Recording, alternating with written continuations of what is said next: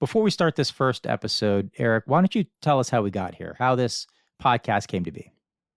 So Ryan and I have been exchanging stories for quite a long time. We both have pretty wild jobs there between being doctors, medics, prosecutors, and I had initially wanted to maybe even write a book about this, but every time I tried, it just kind of fell apart. And we thought that doing a podcast would probably be the most straightforward and easy format for us to tell our stories in a meaningful way. That's right. Not only that, but like we've just come across really interesting people with really unique stories that aren't public facing. They wouldn't ever have a larger audience to hear their stories. So we were talking about ourselves, like this kind of would be perfect for a podcast. So we got together a group of guys that we know, you, a doctor, me, a prosecutor, Ryan Connor, comedian, Adrian Bonenberger, journalist, author. And what you'll recognize with all those job titles, by the way, is that none of them are professional podcasters. So this first episode, some of the audio, not all of it, some of the audio is not up to what we were hoping for. So don't judge us too harshly. We definitely corrected it and corrected course afterwards. But anyway, we're proud of it. We enjoyed making it. We hope you enjoy listening to it. Compelling stories are not hard to find. You just need to know where to look. Join your host, Dr. Eric Shaw, prosecutor Ryan Frank, writer Adrian Bonenberger, and comedian Ryan Connor as they interview ordinary people about their extraordinary experiences. This is Baggage.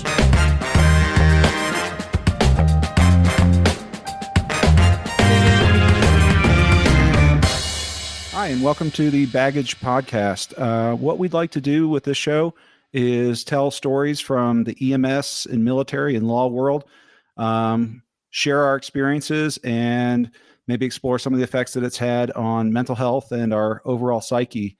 I'm Eric Shaw. I am a pediatrician in the Denver region. With me today is Ryan Connor, Ryan Frank, and Adrian Bonenberger. I'll let them introduce themselves now. I'm Ryan Connor, and I'm a comic and writer, and probably the least qualified to talk about anything we're going to be talking about.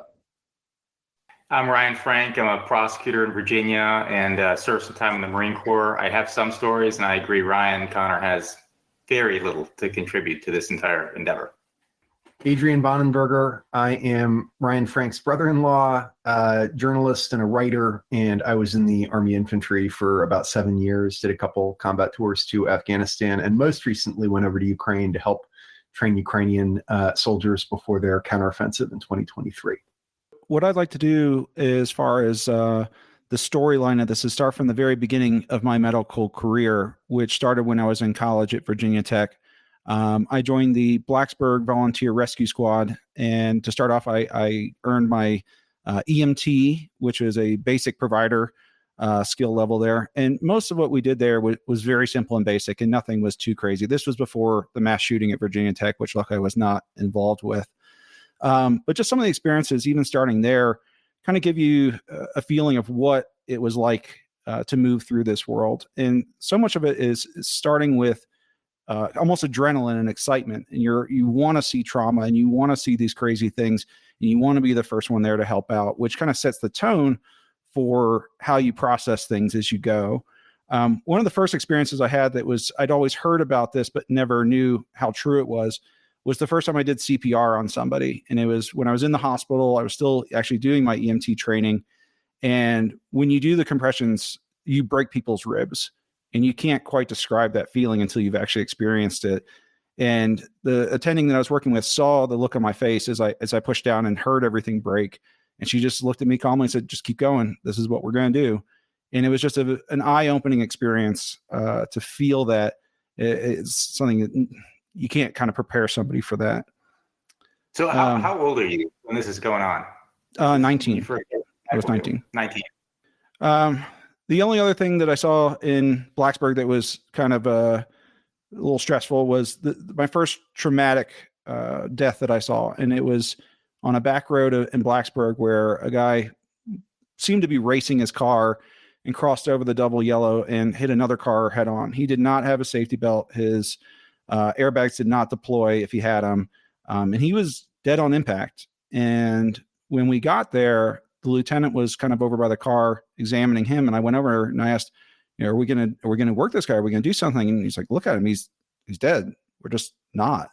And that never kind of occurred to me as an option. And I always thought that we would do everything and push as hard as we could. And he's like, no, this guy's been dead for 20 minutes. There's nothing we can do. We're going to help the other people. Because in the other car, the passenger, I believe, was not buckled in, and she went underneath the dashboard and she'd broken her femur. And so we pulled her out and we got her in the truck, and we're taking her, and the driver was with her, and we were trying to kind of talk everybody down. And the driver looked at us and goes, what happened to the other driver? And there was just this uncomfortable silence in the truck. And we said, well, we're taking care of him. Let's focus on your friend here. And no one kind of looked her in the eye after that. And it was just a very unsettling moment. From there, I graduated college. I was trying to get into medical school. I did not get in on the first try. And so I moved to Richmond, Virginia to start a master's degree there. And as I did that, I was in the process of completing my cardiac tech certification, which for all intents and purposes in the Richmond system was the same as a paramedic. So I was practicing now as a advanced life support provider, which is a huge increase in responsibility and kind of technical abilities. So you go from taking blood pressures and driving the truck to intubating, IVs, drugs. And not only that, you're also the lead attending on the call. So the fire department's looking at you, your partner's looking at you. Sometimes the police force was looking at you to make the calls. And so it was a huge jump. And I was only 21 at this point. So still very young, still very early in my career. And moving to Richmond was a huge culture shock, which Richmond's not a huge city, was by far the biggest city I'd ever lived in. And to kind of be living on my own for the first time, be starting a master's program, and practicing professionally now as a paramedic was a big jump. This is like what, 2001, somewhere around there, right? 2002. 2002. Yeah. So Richmond, for anybody that doesn't know, around that time, pretty decent violent crime rate too. So you're seeing not just pretty decent, very violent. We would train these special forces medics. They had a partnership with MCV, the medical school I ultimately went to, and with Richmond Ambulance Authority, who I worked for.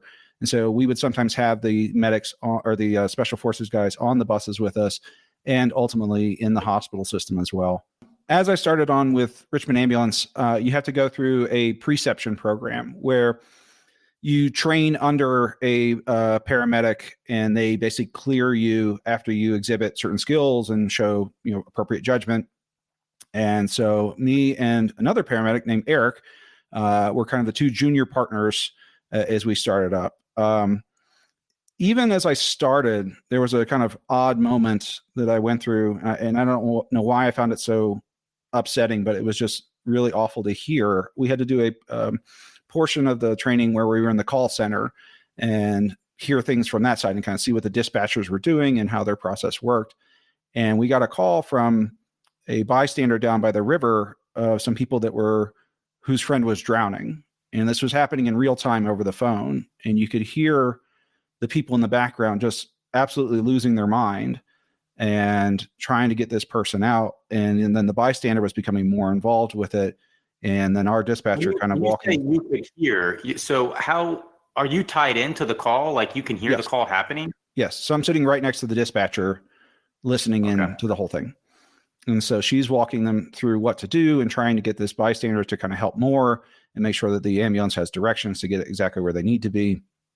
But it was very eerie and really upsetting to kind of hear this happening and to hear these people or friends, watching their friend or seeing their friend and listening to their friend drown. And that was kind of my introduction there. The next story was kind of my introduction to Richmond Ambulance Authority and realizing just how naive and how soft I was and not realizing what I was getting into. So on my second night there, it was my first time ever working overnight shifts. I'd done, calls and things like that, but this is the first time of like, hey, you're going to show up at work at 9:00 and you're going to go till 9:00 the next morning. And this is it. I was paired that night with the head of our training department and his best friend, who was the head mechanic there. And these guys were an interesting pair. The head of training was what we called kind of like a trauma squirrel. And these were people that just really liked their job a little too much. They really, really enjoyed the big traumas and the big action stuff, which again, there's an adrenaline junkie kind of vibe to a lot of EMS stuff. This guy had it in spades. And so the night This is a podcast for them, man. We should get them on this podcast. You don't want to talk to this guy. A trauma squirrel. Yeah. We have the psychopaths too. So our night started out, and it initially just like we were basically joking it up with some homeless guys, and like I, as a naive, not city dweller, got ripped off for buying like some glasses to try to like give this guy some gas. He wanted gas money for his car, but he's just ripping us off. And this guy and his partner are like chasing him around Richmond, like spotlighting him as he's like running through the grass. And it was just wait a minute. They were fake glasses. What do you mean? Yeah, just like drinking glasses. The whole thing was just bizarre. Oh, I was picturing like you bought some bifocals. I'm such a yokel, and I didn't understand the whole just rip off thing that happens in the city, and it was just very weird. So hold on. A guy was selling like pint glasses on the street. Yeah, basically. It was just weird. And I felt bad. And how was it? In what way was it a ripoff? Did they have cracks in them, or they were just overpriced? They probably had lead in them. I don't know. But he was just like, it was just some sort of gimmick. Gotcha. And my partners were like, "What are you doing? Don't talk to him. Don't engage. Why are you doing this?" And yeah, I wasn't ready for this. So we get dispatched to a shooting, and as we're going, I'm talking to my partners, and I said, "Hey, look, I've never been on a shooting before. This is new to me." And he put things really succinctly and it made sense. He said, "Look, it's really easy. You plug the holes, you put them on the backboard, and we go. We're not doing surgery on them in the field. We're trying to get into the hospital as fast as possible. So it's actually really easy." And I was like, "Okay, that makes sense. Well, let's see how this goes." And I hope at that moment you pointed out that if you'd bought the shot glasses, they would have been useful. That's what shot glasses are for. Some sort of misunderstanding like that. So the fire department gets there before we do, and they get on the radio and they say, "Hey, be advised that the patient's been hit in the head, but he's still breathing." And I didn't understand that. I thought maybe it glanced him, maybe it grazed him. When we got there, police had already made sure that everything was safe. The fire department was there. And as we walk up, I can see I was wrong. He'd been shot in the forehead, and the bullet had exited the back of his head, and his brains were all over the ground. And he was still breathing. It had gone high and it missed his brainstem. And so as we go up, there's shell casings around, there's brains on the ground. And as I'm getting under him to get the backboard, I'm actually stepping in his brains as we're picking him up. We get him in the back of the truck, and my partner says, "Okay, it's time to intubate him now. He's not stable and he's going to crash anytime. So go ahead and intubate him." And when you intubate somebody, you have to put your elbow on their forehead to stabilize it. And he has brain bits and skull sticking out of this hole. And at that point, he starts to seize, and his whole basically system locked up, and we couldn't even open his mouth. So my partner then did a surgical crike in the field, and we intubated him through his neck. Hold on, what's a surgical crike? It's when you awesome. make a small cut across the trachea, and you insert the intubation tube through that hole from the outside. You're skipping the mouth. Yep, you're skipping that completely. And so we intubate him, and as we pull up to the hospital, he begins to go into cardiac arrest. And it was like what you see on TV. I was riding on the side of the gurney doing chest compressions. We roll into the trauma suite in the ER. There's 20 people waiting for us, and we give the report and we pass them off, and I just about lost my mind. Like the amount of like adrenaline that was going, the amount of action that it was just completely overwhelming. And when I went out, at this point, how long had you been an EMT between Blacksburg and Richmond? 2 years. Did you see that like veteran EMT people in that scenario would kind of like phone it in a little bit? Like maybe they see does everyone just treat it the exact same no matter what? Most of these people are professionals. I mean, there's exceptions, but like most of these people they're there to do their job. And a lot of these guys, again, they really like the adrenaline aspect of it. So I never really saw phoning it in. Maybe like a challenge too, right? Like this guy's probably not supposed to make it. Yeah. And it's as I got into medical school, like with the training stuff, that definitely shone through more. But for this guy in particular, the guy I was working with that evening, he was 110%. He loved this stuff. I went I back got out. a quick question on the subject of this gentleman who had been headshot like very severely. I realize we're talking a lot about very difficult things, traumatic things for you as the person giving care, but also for the person who is in need of care. Do you look at a thing like that and just think like, why am I even doing this? Like the brain's outside the head. That's like, that's pretty much rescuing this human. I have to understand it's your job to rescue him and to try to preserve them, try to preserve their life, man or woman. But you look at the brains and you sort of think to yourself, yeah, I mean, what's being preserved here? Like automatic breathing in, breathing out. At that moment, that didn't even occur to me. I can tell you in the future, it definitely did. And I have some things that I'll share along that vein where things started to kind of get under my skin with that. But at that moment, it was system overload and it was pure muscle memory, reflex, just move forward, do your job and get them there. And one thing, particularly for the medical staff at the hospital, there's something that the residents will call like a training code. And this is where someone is beyond saving and they will work them 110%. And they will do every possible procedure and thing that they can on this person, not because they think that they can save them, because they need to know how to do these things for the ones that they can. And so that's basically what happened with this gentleman. And when I walked back in, I could see them doing the full deal where they'd done a thoracotomy, where they'd opened him up. They were doing manual massage of his heart. Like it was, they worked him hard until he expired. And when I was done, I went back out to the ambulance and the other partner was back there. And there's a scene from Bringing Out the Dead, the Martin Scorsese movie with Nicolas Cage where he's a paramedic. And his partner is just mopping out a absolutely destroyed ambulance, just blood everywhere. And that's what it was. There was a river of blood running down the back of that ambulance. And we cleaned up and we moved on. And what happened later that night is what kind of stopped me from quitting. Because at that moment in time, I was like, I don't know what I've done. This was not what I signed up for. I don't really want to be here right now. I'm taking my ball and I'm going home. That morning, our last call was to a drug overdose. And it was a young kid. He was probably about 15, 16 years old. He was unresponsive. He wasn't breathing well. And we got a line on him and we gave him some Narcan, which I'm sure you guys are familiar with now. That's been in the news a lot recently. And he improved a little bit, but his respiratory status was still very poor. And with someone who's still kind of, you're only supposed to intubate someone who's completely unresponsive. And this guy was not completely unresponsive. So we did something that I'm pretty sure it's not even done anymore. It's called a nasal intubation. And where you basically take the intubation tube, and you put it through their nose. And as you drop it down at the back of your throat, you listen at the end of it. And you're listening for them to breathe in. Because what happens when you breathe in is your epiglottis moves out of the way, your airway opens up. And at that moment, you stick the tube down further and you get it into their airway.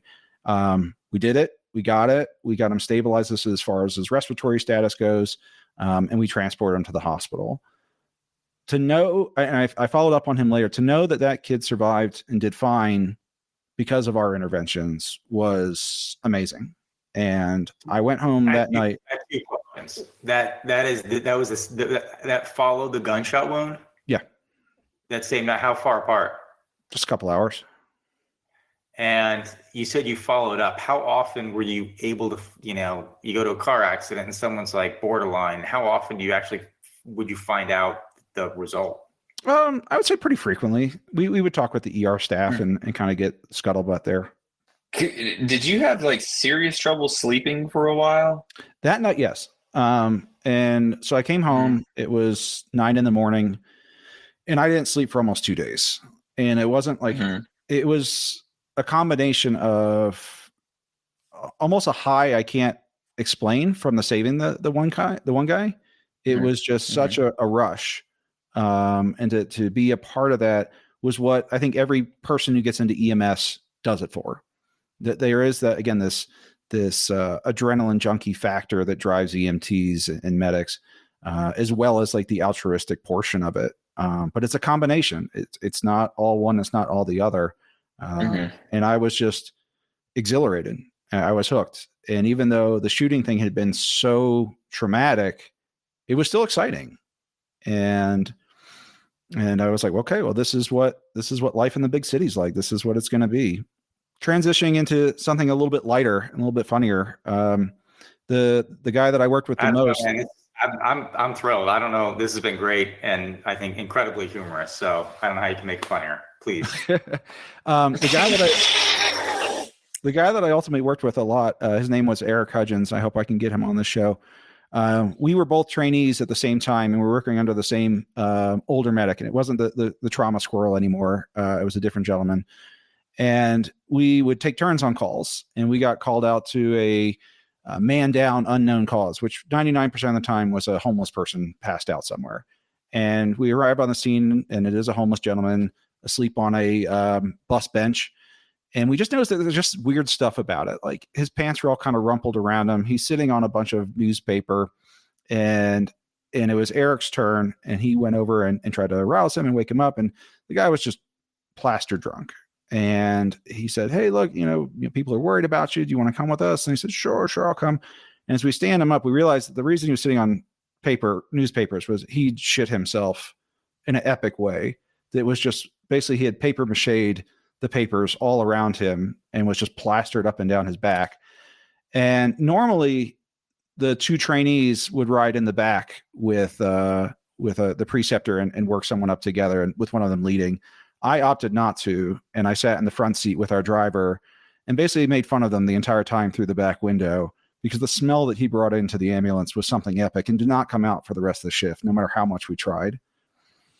Now I imagine that's kind of the intersection of, this kind of stuff is going on, but once someone makes a 911 call, like there's like medical, ethical, like, oh, we can't just drive away now. Like you can't just drive away, right? I mean, you gotta. The patient has to sign a medical refusal if you drive away. Two-part question. When you're an EMT, how often do you end up with someone shit on you? And two, do EMTs end up with the most shit on them of any doctor, or would a GI doctor end up with more? Ooh, that's a good one. GI doctors by far. Basically sticking your finger in someone's ass is a GI doctor's hello. But I'm talking on clothes. Because I would burn them immediately if I got someone shit on my clothes. You're not wearing your latest J. Crew shirt, man. I think they're gonna have like scrubs on and stuff. We had uniforms. It's getting burned though. It's getting burned. Nurses get it the worst. Nurses have to clean people up all the time. Oh, right. Nurses definitely have it. So everyone's just getting shit all over their clothes all the time. They're on their scrubs or their EMT uniform. I'm not gonna say it doesn't happen. I don't think it's as common as you're insinuating, but like it is. Okay. The hazard of the job. I'm gonna tell you that would be the thing that got me out of it. That would, like, if I was considering being an EMT, and then if someone told me you're gonna get shit on you about once a week, I'd be like, no, it's someone else's job. Yeah, not the sure. Yeah. Because of this conversation, this podcast now qualifies as pornography in both Japan and Germany, by the way. Oh. I was just valuable markets. We've lost those. I just think about it's like pornography, where you have a vision about what kind of cool stuff is gonna, EMT stuff is gonna be, and the reality of it is like no one would want to do this. On an individual case basis, it's probably like, why would anybody do this? Like this is not going to be a commercial, right? It's the idea of it is why people want to do it, but the actual practical application, like you wouldn't sign up for that. That's the question. If you knew, right? So you ultimately wanted to be a doctor, but if you knew that you wanted to do the route and be an EMT, and then, future you could have told you, hey, this is, where the rubber meets the road, do the actual things you're going to experience, do you think you would have done it? That's a question I've asked myself a lot, and particularly with writing these stories down and doing this podcast, I feel like this is a good way for me to kind of reflect on that. And the question is, I don't know. It's kind of a coin flip. There were so many benefits that I did get from it, that I think made me a better doctor in particular. But there's also things that kind of chipped away at my inside, and it's hard to say. I think some of the biggest things that it taught me was how to triage patients effectively. And so when I was in medical school, particularly in residency, many of the students had never even laid hands on patients before. It was all academic for them. Whereas I had a tremendous amount of hands-on experience, and I could look at someone and assess them before I even touch them and be like, this guy's dying, or this guy's really sick. Like we need to move faster right here and now. So there was a skill set that I had that many of my peers did not. Now that I am a outpatient pediatrician, I'm not sure that those are particularly valuable skills to me anymore, but through my progression, yes, they were helpful. And when I was going through this, I thought many of the things that I was kind of toughening myself for and experiencing were good for me. That this was part of the profession, part of what I signed up for, and to discount that during the time, I can't do that. So it's a hard question to answer. And I'd say it's a 50-50 split at this point.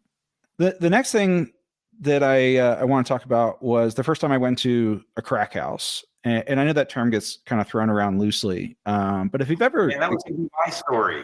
The first time I went to a crack house. You go first. Go ahead. It's soul crushing. To see it in real time, and to not be prepared for it, where no one tells you like, hey, we're going to a crack house. So like to kind of like gird yourself for this. It was just... So we're talking about like a condemned house where people are squatting and doing like that kind of deal, right? Yeah. Just so I'm picturing the right thing. Yeah, I mean, you can call it a drug den if you want to. Yeah. I just didn't know if it was like, oh, people live here and they do a lot of crack here, or if it's like The Wire, people ducked into this condemned building kind of thing. Very much so. And again, I didn't know that this is what we were doing. We got called, I think, for an overdose, or it may have actually been like a chest pain or panic attack, because I think the girl was having some sort of reaction to the drugs that she was taking. But when we walk in, what's weird is no one seems to care that there's paramedics and police coming in. There's just people passed out all over the place. And when I say people, there's 20, 30 people in this house. And no one cares that we're doing this. No one's reacting to us. No one's talking to us. And we finally get up to the patient upstairs, and there's one or two people that are kind of interacting with her and kind of talking us through, but they're all high and they're all not acting lucidly or normal. And to just kind of look around and just see, just utter human despair. It was not what I had expected. And it was just a very odd experience. This is the prosecutor in me. Where are the cops in all this? So do you go in there without cops? I don't think there were police with that one because it was a medical call. And so unless there's a crime being committed, then the police don't usually show up. We could have called the police, but that's not our job. We're not going to say, hey, you got to bust up this house. That's not our job. No, I get that part. I was just thinking for like safety reasons, you would think some people have policies of like, you have to have the police there before you do whatever.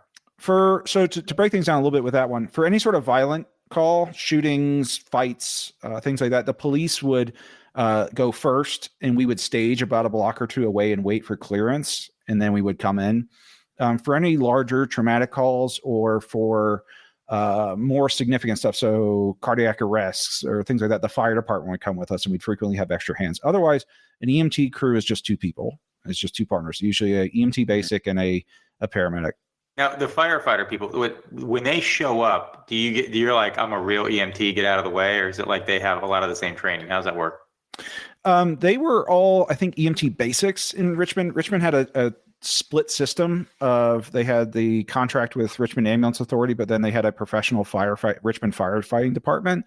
And we worked together, but we were two separate systems. And we had a really good working relationship. I really liked most of the firefighters that I worked with. And they were very helpful and very respectful. And it was oftentimes kind of bizarre, where most of them were in their 30s and 40s. And here I am 21, and they're like, what do we do, sir? And I'm like, fuck if I know, like, you guys have more experience than I do. And they're like, no, you're the boss. And I'm like, okay, here we go. We've known Eric and I have known each other since high school, and I knew you and hung out with you in college when you were EMT. It is terrifying to think people were looking to you in an emergency situation of what to do. Yeah. I remember you back then. And that's scary. I've got a story in a little bit that I'll share that is that really kind of took that up to another level. The first. Before we move on, I just want to say one thing, which is the thing that really grabbed me about the last story is responding to potentially like a call for somebody having a panic attack in a crack den, which isn't to say that people in crack houses or whatever else don't deserve medical treatment and services. I'm just sort of like, when you get down to that level, what constitutes a panic attack? I'm in a house with 30 people I don't know. I'm probably going to have a panic attack. Then you add crack and the building is condemned and there are, it's infested with bugs and everything else. It just seems pretty unthinkable, kind of crazy. Yeah. Everybody needs care and it's not always the same. So a couple months in, I graduated my preception and I was cleared and put on the streets. And at that point, I did not have any oversight from a more senior paramedic. It was me and a EMT basic kind of cruising the streets and doing our thing. And I was a full professional paramedic at that point. It didn't take more than a month before I got called out to my first cardiac arrest. And like I said, the adrenaline thing was kicking in. I was excited. And I know that sounds kind of awful for, someone is dying. And I was excited. I wanted to test my skills. I wanted to do what I was trained to do. And as odd as it sounds, it went as perfect as it could have gone. I got the intubation on the first try. I got the IV in. We were doing the drugs. I don't believe we had to defibrillate her. I think she was in PEA, but we worked her on the scene for about 10, 15 minutes. We transported her to the hospital. She did not survive, but she was still in PEA, which means like she still had some electrical activity in her heart when we got her there and dropped her off, which for a paramedic, that's a big deal. It shows that you did everything that you were supposed to do and that your protocols were correct and your decisions were correct. And it was something where, again, I didn't sleep for like 2 days afterwards. I was like calling my preceptor. I was calling my friends. I was like, I did this. I did it. And we worked with the fire department. We had them. I was managing a crew of 6 people at that point to get this done. And it went as flawlessly as possible. And I was very proud of myself for that. You're saying you didn't sleep for 2 days. So that's 2 days of like just pumped about it, like excitement, or like you didn't view it as like a trauma or anything. No, it wasn't bad. It was good. I was excited because I had tested myself and everything I proven worthy, if you will. I did exactly what I was supposed to do. And again, I was proud of myself. That makes me think of like doctors that like you had told me one time, wait till you kill your first patient or whatever is like something doctors have to experience or whatever, that when our EMTs worried about like getting sued and stuff, like no. That's not the issue that it is for MDs. We're all protocol driven. So unless you do something completely aberrant and don't get off from your protocols, you are covered. So it's, again, the biggest things that EMTs will run into is car accidents. So the driver who's driving too fast or not stopping like they're supposed to at lights and they hit somebody, that's where paramedics get into trouble. The next one is kind of a funny story, particularly with talking about the Richmond Fire Department. So we had one summer day, Philip Morris had barns there where they would fumigate their tobacco. And from what I understand, they would basically seal them off and put these chemicals in that normally when they would open up the vents would all just kind of float away and not be a problem. Something went wrong that day where it was either the barometric pressure was off or they put too much of the chemical in there. But when they opened the doors, instead of floating away, it floated out in a giant cloud of toxic gas across South Richmond and was floating through some of the neighborhoods. And we got dispatched to it. And being the smart and cautious person that I am, we staged a block away from it and watched this cloud move through the neighborhood. And we were talking with our dispatchers and we were like, what are we supposed to do? Are we supposed to help the people? Cloud. What does a cloud of toxic chemicals floating through Richmond look like? There's a big white puffy cloud on the ground. Looked like fog, looked like a fog bank, but except that it was insecticide and it was just floating along the ground and it was about 20 feet high. The news? That feels like newsworthy. It should have been. I don't believe it was, but that's crazy. I'm sure Philip Morris probably squashed that one. That's true. So we watch this and we're like, well, what is our job here? Are we supposed to help people to get exposed, or are we supposed to, like, I don't know. And as we watch, a Richmond Fire Department truck goes plowing right into the cloud, and we're like, oh, that's not good. I'm not sure what we're supposed to do with that now. So they did not stage. They did not listen to their radio dispatchers and drove right into the cloud of toxic chemicals. And so that they became our patients. They drove out and they met us a couple blocks away. And we were like, what were you thinking? And they're like, I don't know. We just went. This is where we dispatched to when we went. This is before Google Maps or anything like that. We're using map books and atlases. And there's no, you see on the police cars and stuff, now they have the whole big screen. We didn't have that. We had a map book and a pager. And so these guys went right into the cloud, and we took care of them. They weren't super sick. They were coughing a little bit, and we drove them to the hospital. And as we come back for another call later in the day, we see the firefighters sitting there, and they're like, oh, there he is. Doc wants to see you. And I'm like, why does the doc want to see me? And they're like, well, we're all being admitted to the hospital for observation. They want to see you too. And they think you should come too, because you were exposed to us. And I was like, no, fuck yourself. Like, I'm not spending the night in the hospital because you guys were idiots.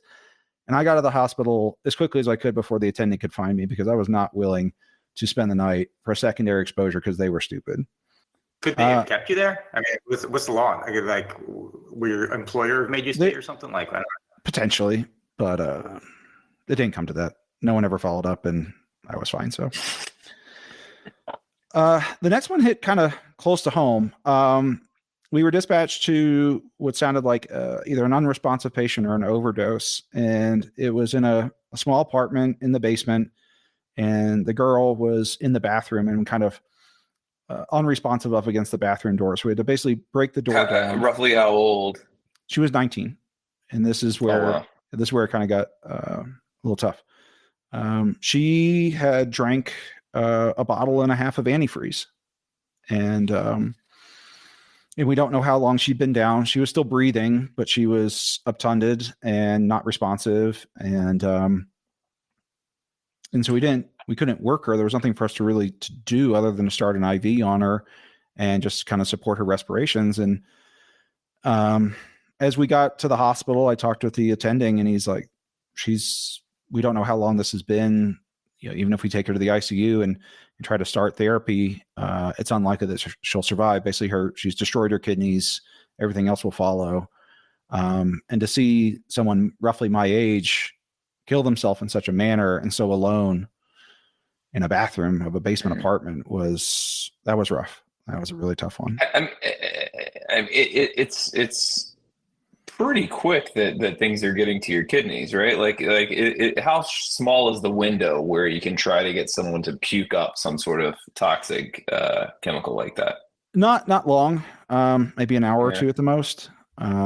And with antifreeze, that's a particularly rough one. I mean, there's a couple of things in medicine like you just really don't want to mess with. So like a Tylenol overdose is exceptionally bad. Antifreeze is exceptionally bad. Drano is exceptionally bad. There's just certain ones where like you're not going to walk away okay if you did that. And particularly, is it thought that this person was trying to kill herself, or was she just like had a lot of addictions and was like, well, this fucked me up? With the EMS world, you never know. Like psychotic. You're seeing these people in this like window of time, this little snapshot in the worst moment of their life, and so you don't know them. It's the bottle and a half aspect of it, because then you do a bottle and then you open up another bottle. Is like you don't want to be here. Don't mind the flavor too. Yeah, that's wild. I've never heard of that. That's a wild way to go. Yeah. You would think that it would touch your tongue and you would go, okay, I'm using something else. No, she wanted to make that happen. Jeez, man. Oh. The next one was kind of funny, and it was just going back into like your police world and just the response time of like the kind of over top responses that we can have.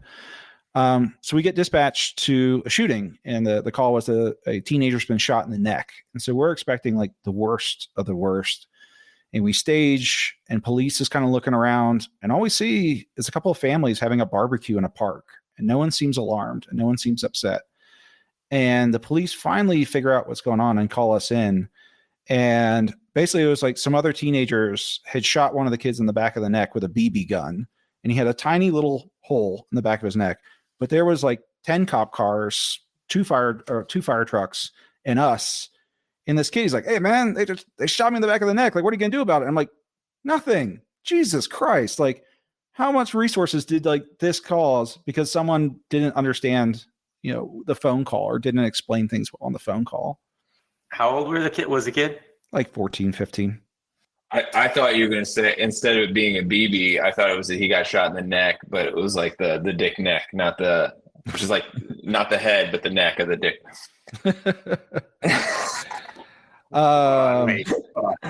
The other thing it could have been in my mind was like, it was just somebody that everybody really didn't like. And so people had been upset that the person had been shot, but you show up and everyone's just barbecuing. They're like, well, it was about time. He just kept running his mouth, and we all knew it would happen eventually. Right. Somebody called EMS on Davey. He had it coming. Yeah. Right. They're like, no, we just wanted you to know that this guy had been shot. We want everyone to know. We called the press too. This is a good thing. Along that vein, one of the interesting things I found culturally that I didn't expect, I guess I'd heard this in passing, but never realized how true it was several of the shootings I had where they were more minor, where they weren't dying. They wouldn't roll on people. They knew who shot them, and I'd be like, who shot you? Who did this? And they're like, and one of the guys had been shot in the face with a small caliber bullet. You could see the hole through his cheek, and it knocked a couple of teeth out. But other than that, he was for the most part okay. And we asked him, we're like, dude, what happened? Because he was like in the middle of this like industrial area, and we were like, what were you doing? He was like, I was just on the corner minding my own business.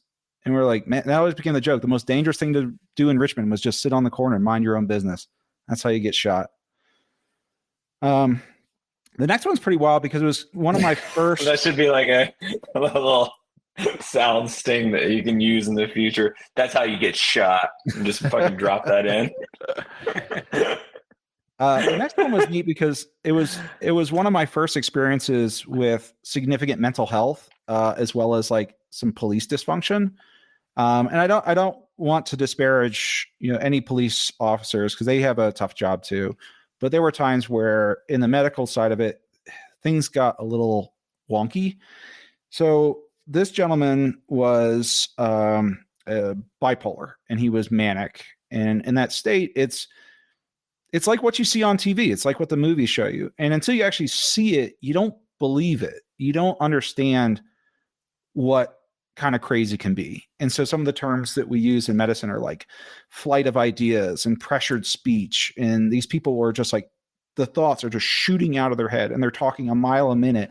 And what they're saying makes almost no sense. But they, in their mind, are like completely lucid and they think that everything is okay. And he was agitated and he was not happy. And whenever the police would get close to him, he would get more agitated.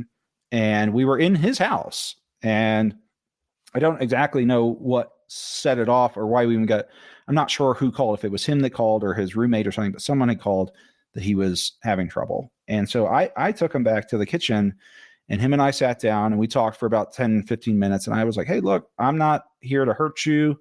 I want to get you some help. Like, let's go to the hospital. We don't have to involve the police. Like, it's just me and you. Let's do this. I'll take you out to the bus. We'll have a nice ride. No problems, right?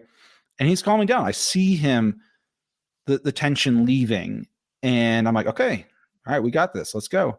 And as we start to walk out of the kitchen, there's 4 police officers kind of flanking the hallway and by the front door. And as we get closer, they start to kind of like lean in. And I see him and I look at his face. I'm like, he's going to run. He's going to bolt. And he's out the front door. And they're kicking the shit out of him. And they beat that man half to death. And I ultimately did not take him to the hospital because they took him to jail after 4 cops just beat the ever loving shit out of this guy that I was going to take to the hospital. And that was a little frustrating. I feel like I kind of got undercut there. How many calls as an EMT were mental health related? Because now it seems like it's a lot. It is a huge decent. Yeah, we had a good amount. I mean, it was always a big part of it. It was usually people that were in severe crisis. So it was people that were manic, or people that were like, we frequently would pick up some of the older Alzheimer's patients down on the south side. There was like a group home / nursing home. And once in a while, one would get out and they would just be kind of wandering around down by the Walmart down there. And we would just kind of find them and pick them up. And so there was quite a bit of mental health stuff.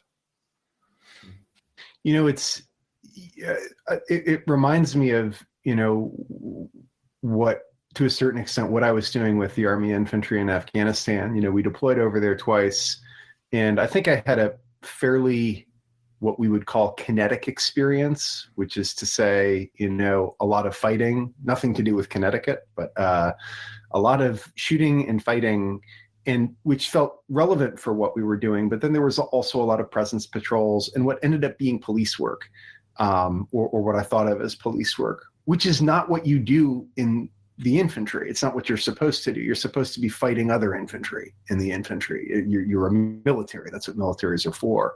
And I see a lot of that sort of similar mission creep, or kind of like people being misassigned or misallocated with the police. Like, you call the cops over to somebody's house, they're going to be looking for a crime, in a sense. Like, even if they're like, you know, not looking for a crime, that's really what they're there for. Yeah, it does seem like we need to do a better job as a society of like, not so much like, I don't know, like taking the police out of positions where they probably don't need to be there.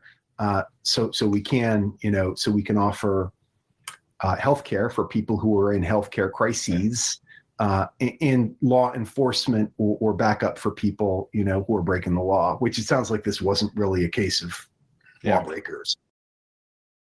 So my next story is kind of gross, but also funny at the same time.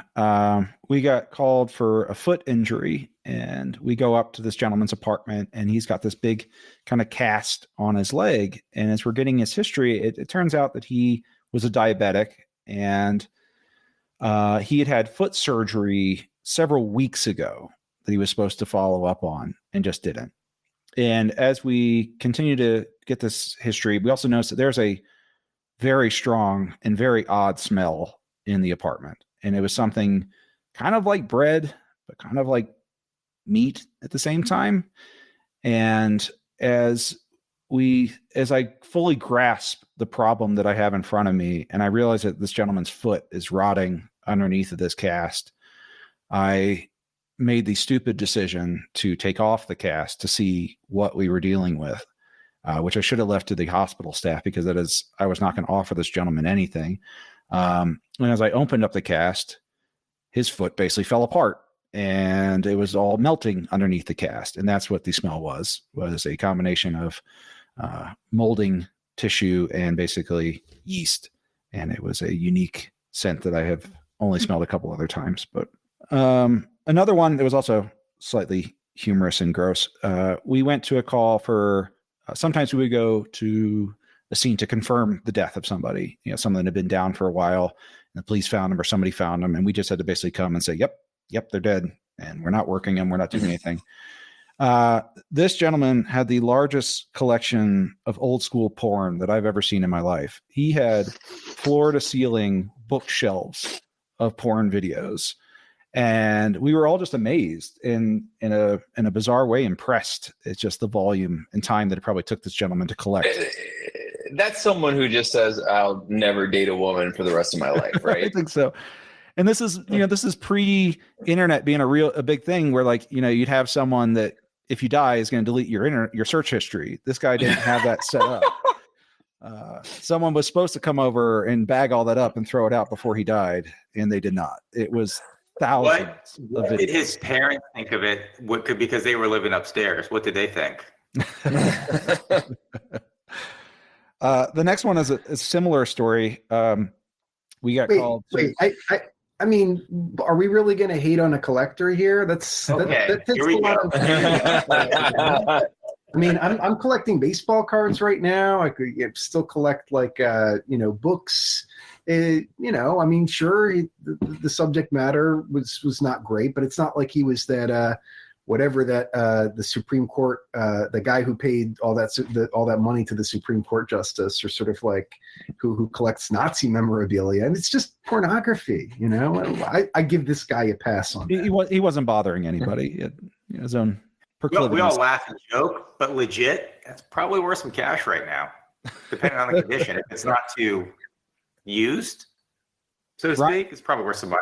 Ryan, I bet there was a Ryan Connor video or two in there. What was the one? Ass half full? Fuck it. Yeah, ass is half full. I mean, look, if this person had more than 10 videos, there was at least one Ryan Connor in there. Now, I love the fact that anybody that listens to this podcast, they don't know who you are and don't know your podcast or any of your material. Don't give them context. Let's just leave it out there as if Eric just said you do porn. Yes, let's leave it. Anyway, do a Google search, not at work. Ryan Connor, my ass is on fire 2. Well, it's probably all of them. I think she's in all of them, unless it's like American Ninja 3, where someone else stepped in for Dudikoff. So the next story I have was a similar one of like calling out to say somebody was dead, and it was just this whole scenario was so strange and so bizarre. We get called out, and the gentleman is clearly dead, and he's been dead for a long time. And this is July in Richmond. And he looked like a hot dog. He looked like at any moment that he might split and pop. And we had to wait for, I think, police to show up to kind of clear us to leave the scene, because then it becomes a crime scene after we're gone. And so we're looking around, and there was no trauma to the body. We weren't worried about anything. And as we walk around, we're like, man, how long has this guy been here?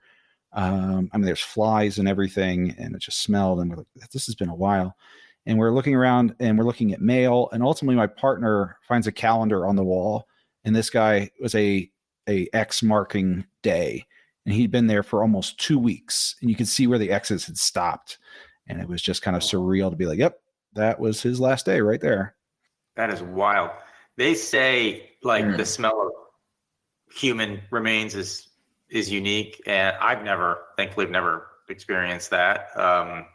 Is that something that kind of stays with you?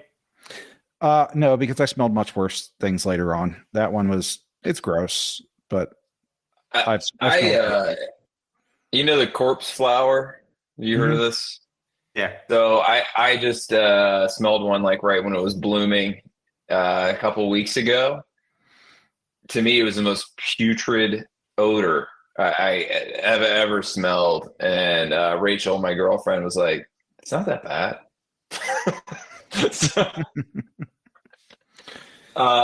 We do have a nurse friend who told us a story. ER. Ryan, you might remember this. A patient came in with this horrible smell that like cleared the room at first. And it's like everyone had to regroup and try to figure out what is going on with this lady, because there was something going on, with the psychology where she was not communicating what was going on. Initially, they discover, wait a minute, it is coming from the bottom half of her body. And they do an examination, and she had shoved a Cornish hen into her vagina, and they're not supposed to do that. And it had fully rotted. So that's the disgusting, stinky part. And then the doctor part is obviously, what had to happen after that, which is remove everything. I was going to guess murder. So remove everything is actually slightly. Right. She murdered everyone in town.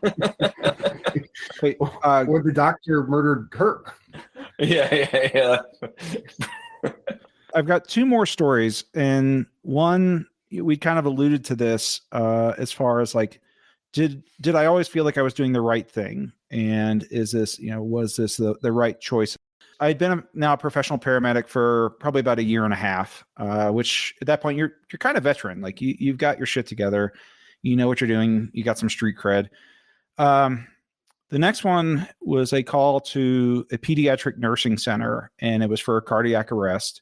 And I never had worked with child before. And this was before I decided that I wanted to do pediatrics. And I never had done really anything significant with children, much less a cardiac arrest. And so we get there, and she is arresting. She's not breathing. I believe we intubated her. I was not able to get a line on her, and we ended up doing an intraosseous line, which is where you put it into the bone. And we had a new device that would actually put it into their sternum, which was kind of a grisly maneuver to do. But we got the line, we got the medications in, and we brought her back. And what I found out as we did this, and as I got more information from the providers there, was that she had a progressive neurologic disorder, which was basically her brain was destroying itself over the course of time. And her family, they were immigrants from China, I believe, and what I was told was do not resuscitate does not translate well. And so they did not want to withdraw care from her. And I brought her back from a situation that she probably should not have come back from. And that really, really bothered me, and still does. Mm-hmm. And when we got to the hospital and the ER attending kind of took over, things seemed to be going good. And as we were finishing up, the neurologist who'd been caring for her overall came down and completely lost his shit and was yelling at the staff. He did not know that I was the one that had done that, so he was not yelling at me, but he's like, who did this? Like she should have gone. Like, why are we doing this? And that really hit me hard, where I felt that I had not done the right thing. I don't know if I understand that. Why? So there was an understanding that if it's a certain kid, you shouldn't try certain things. Like, what? How would you have known that? I wouldn't. But she was dying, in more of the global sense of it, like long term and then obviously acutely. And to do what we did just prolonged her suffering, and that I think is what bothers me the most. I apologize if you already said the age. How old was she? 9, 10. Do you know what the outcome was after that? No, I didn't want to look into that one. And that's one, again, where she had a fatal disease, and it's only going to end in one way. Question for you. This calls back to something you said in the beginning about chest compressions and how they, it's devastating. I read something recently about how a lot of people recommend not administering them to people over a certain age. I can't remember if it's like 70 or something like that, because they say maybe it's 80, but with certain complications, because their quality of life is going to be so low just because they aren't going to heal properly. Do you know anything about that? Is that just something that a small group of doctors are suggesting? You're probably correct. The American Heart Association, or whoever does the CPR training, actually changed their recommendations. It used to be ABC, mm-hmm. So like airway, breathing, cardiac, or compressions. Now it's CAB. They actually want you doing compressions earlier, and they don't want people actually doing airway stuff, because most people don't know what they're doing, or you're delivering half oxygenated air and then not delivering it appropriately. So they actually, the new guidelines are to basically jump on the chest and start doing that. You're probably right. There is an age where you're just not going to recover. But I mean, an important thing to think about too, if you go into cardiac arrest outside of the hospital, your odds of survival are about 1%. It's bad. I mean, unless you're Daryl Hamlin and you have somebody with an AED right next to you, you're probably going to die. It's electricity or medications that are going to kind of turn things around depending on what happened. Doing compressions, it's not like the movies. Someone is not going to bounce back. And if you're older, it's just bad news. Now, in the hospital setting, your odds are much higher. You're usually have an IV set up. You're usually in the ICU when these things happen, and your odds are much higher. But as far as the compressions themselves, no, if anything, the overarching powers that be have recommended actually more compressions. Interesting. Yeah, I was going to say that I'm a big soccer fan, and there have been twice in the past 2 years where a player has gone into cardiac arrest on the field on live TV, and immediate chest compressions are performed while they're getting the defibrillator unit out to the field. So does that make sense? Yeah, no, that's exactly while you're waiting for them? Oh, 100%. 100%. You don't stop. It is terrifying to see. So you're giving this person just a few more minutes of oxygen to their brain, And that's what you're ultimately trying to do with that. So if you're home alone and you find yourself in a cardiac arrest, not a panic attack, but like the heart is starting to go, does it give you is the Hail Mary version of that taking a fork and just sticking it into a wall socket? Like, no, definitely no, not. that's not that there. That is never helped. That is not. You're going to die. You're going to die in pain is what you're going to do there. This is my last story from my EMS days. And this was kind of a big one and also kind of a turning point where I knew that my kind of coping skills and that my way of viewing the world had changed substantially. And it happened over time. I don't think I saw this one coming. My parents both worked in healthcare, and I'd had conversations with them kind of about this beforehand, but never to this level of where I was forming what I can only call like a callus on my soul, a way of kind of coping with things where the trauma and stuff just didn't bother me quite as much. But this one really hit home. So we got called out to a mass shooting, and what had happened was a rival gang had came to this gentleman's house, and they'd come with assault rifles, and they lit up the front of his house. There was, hundreds of shell casings in the street. He made it out the back and did not get shot, but multiple people in his family got shot. And I had, I initially had his grandmother, but this was one where, Ryan, you talk about, you can't imagine me taking charge of something. I was 22 years old. I was the first medic on scene. The police had made it safe, but at this point, until a EMS officer showed up, I was in charge of the entire scene.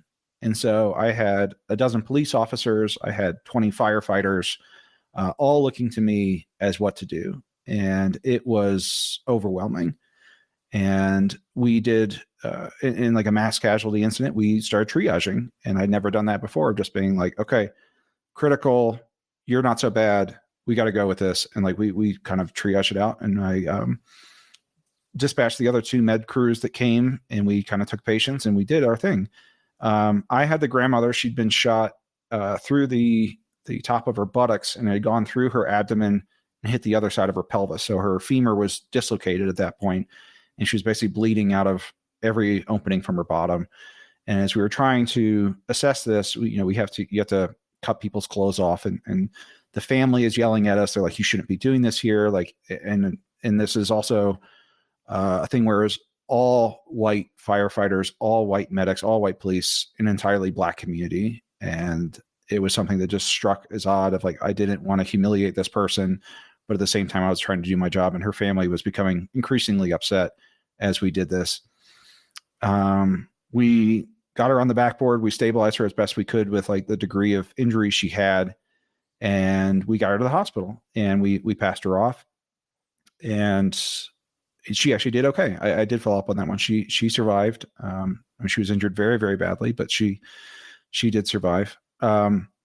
Where this hit home was the whole thing was just over the top. Again, like to be on a mass shooting at all, much less to be the person that everybody's looking to for orders and to execute it, what I thought was well, and stabilize and save somebody was a big thing. On top of just the trauma of seeing that multiple people shot at once is a lot.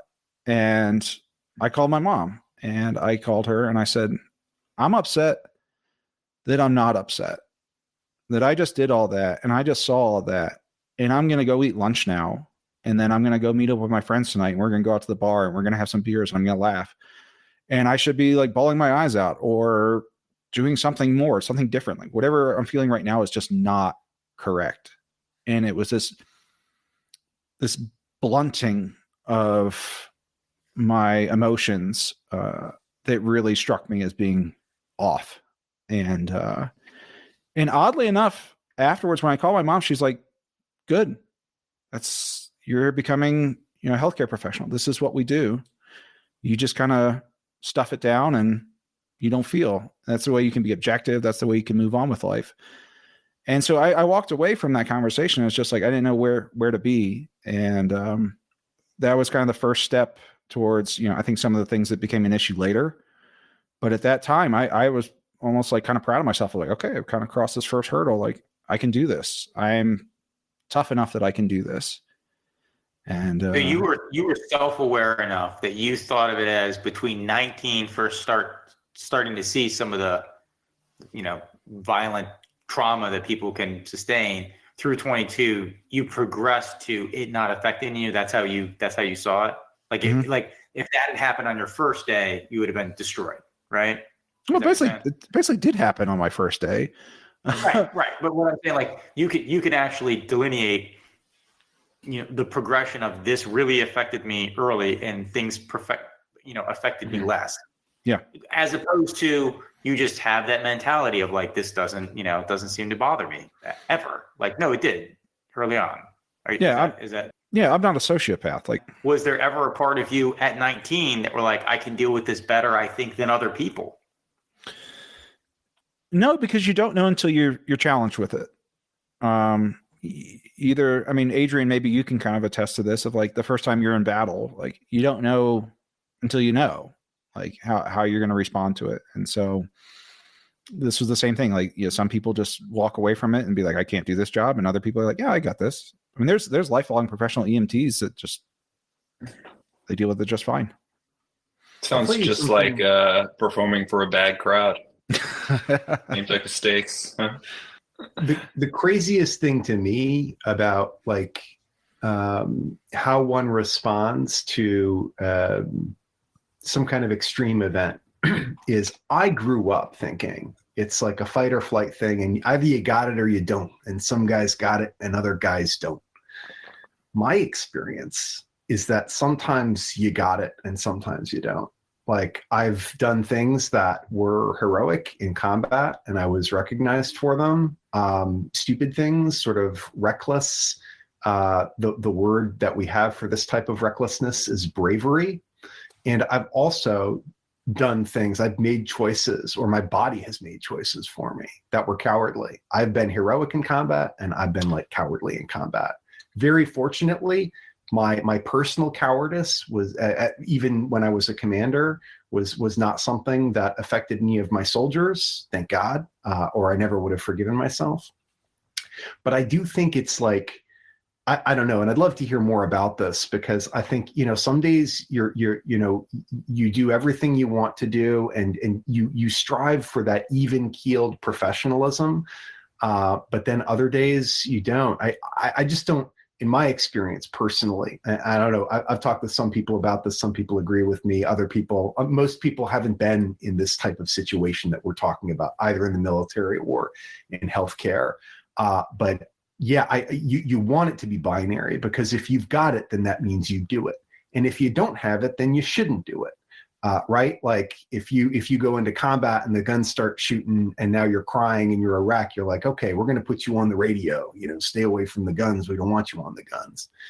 I just don't think it's like that. In my experience, it's like sometimes you got it and sometimes you don't, which I've never been able to wrap my head around. And it's one of the reasons I left when I did after 7 years, because I was like, well, if I can't guarantee that I'm going to have it every time and every engagement, then I shouldn't have command of soldiers. Like, I know that nobody told me to leave, but personally I knew that. I was at this point towards the end of my paramedic career, because I've been accepted to medical school, and as I progressed through this, I always tried to look at myself as a professional, in particular with being wanting to go into being a doctor, like that I am a professional and I'm not above, or that I am above kind of making little mistakes and stuff like that. And I've heard medics talk about the muscle memory aspect of things, of like, you just do things, you just act, you're not even thinking about it.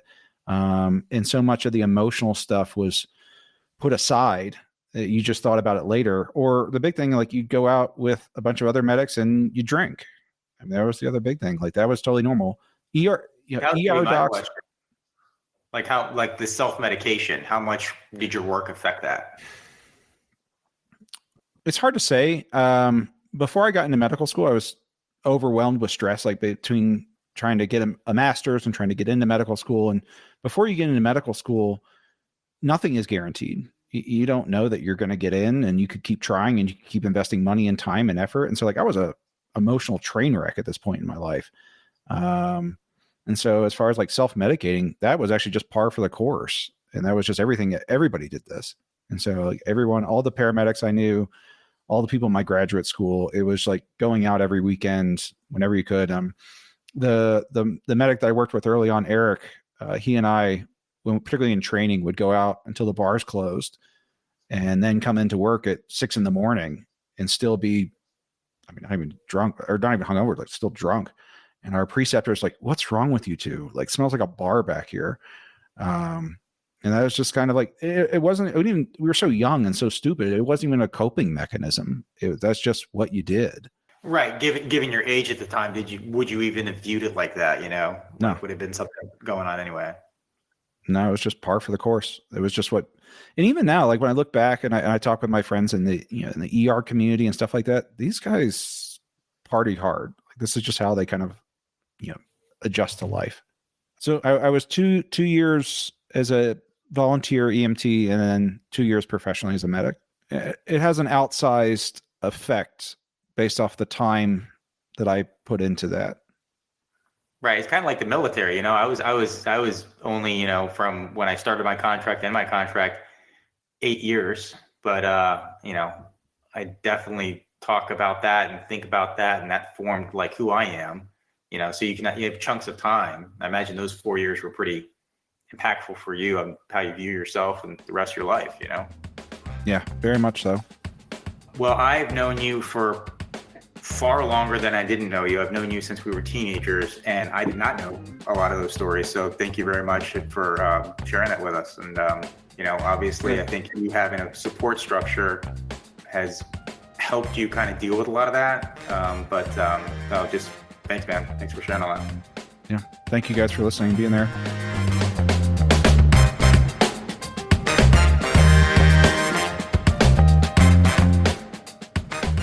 Music for Baggage provided by Quincy Ledbetter. You can find his stuff at qledbetter.com. Graphics provided by Megan Weaver. You can find her at meganweaverart.com. Special thanks to our premium members for their support. You can become a premium member by clicking subscribe in your Apple Podcast app or by visiting thebaggagepodcast.com/support to sign up or to gift a membership to someone. A percentage of all proceeds go to charity. If you have any questions, comments, or a good story to share, please email us at thebaggagepodcast@gmail.com.